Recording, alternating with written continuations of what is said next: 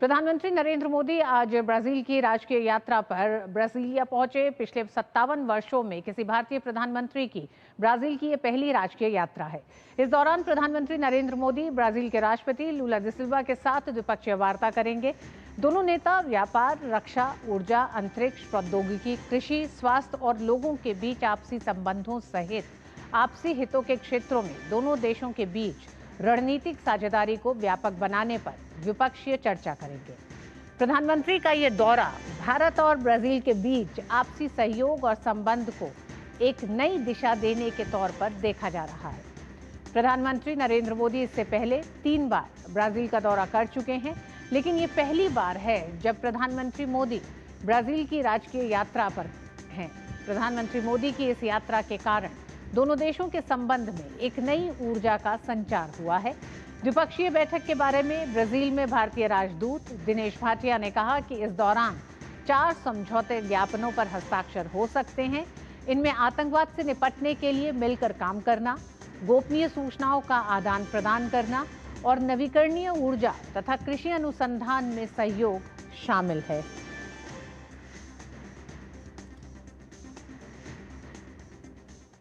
After 57 years that the Prime Minister of India is paying a state visit to Brazil. During the state visit, he'll be accorded the state protocol, state ceremonial welcome, followed by a bilateral talk where both delegations led by the respective leaders will meet. And after the talks, we are hoping to sign 4 agreements or /MOUs between the 2 countries, namely on renewable energy, counterterrorism, agricultural research cooperation between ICAR, which is Indian Council for Agricultural Research, and Embrapa of Brazil, and also exchange and mutual protection of confidential information. These agreements have been finalized, and we are hoping to sign this on 8th of July. प्रधानमंत्री नरेंद्र मोदी ने कहा कि भारत अपनी अध्यक्षता में BRICS मंच को जन केंद्रित दृष्टिकोण और मानवता सर्वोपरि की भावना के साथ आगे ले जाएगा। उन्होंने कहा कि अगले वर्ष भारत की ब्रिक्स अध्यक्षता में हम सभी अहम मुद्दों पर करीबी सहयोग जारी रखेंगे। हम ब्रिक्स को एक नए रूप से परिभाषित करने पर काम करेंगे।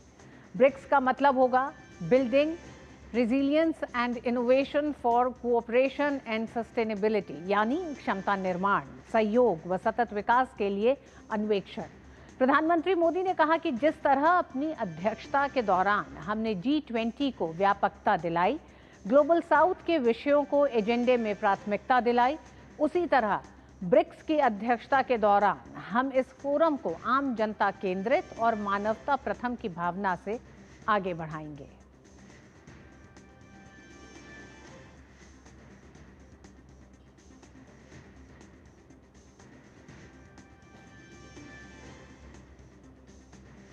सत्रहवें ब्रिक्स सम्मेलन के मन से प्रधानमंत्री ने ब्रिक्स जैसे मंच की व्यापकता और एक तरह से एक नया रूप देने की घोषणा की है, जिसमें भारत की अध्यक्षता में अगले साल ब्रिक्स को लेकर एक व्यापक सोच के साथ भारत इसके इस पूरे रूप में मानव केंद्रित होने के साथ साथ इसके पूरे एक तरह से इस ढांचे में कुछ बड़े परिवर्तन को पेश कर सकता है। हम जानते हैं G20 में जिस तरह से ग्लोबल साउथ को एक बड़ी आवाज दी गई भारत की अध्यक्षता में, कुछ ऐसा ही प्रधानमंत्री ने बहुत साफ संकेत दिए हैं। ब्रिक्स जब भारत इसकी अध्यक्षता करेगा, हम जानते हैं प्रधानमंत्री नरेंद्र मोदी तमाम वैश्विक मंचों पर हमेशा से इस बात को रखते रहे हैं कि विकासशील देशों की भागीदारी को बढ़ाना है।